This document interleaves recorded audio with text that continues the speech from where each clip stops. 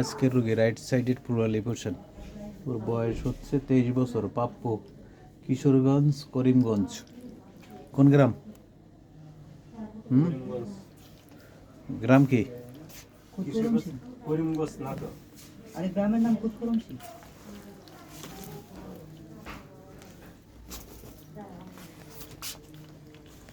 নিবন্ধন কার্ডটা কি করমশি পেয়েছ?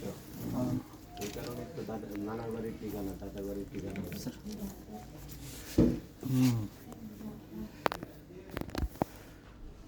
একটু সোজা হোক। এই যে পানি বাইরে হচ্ছে।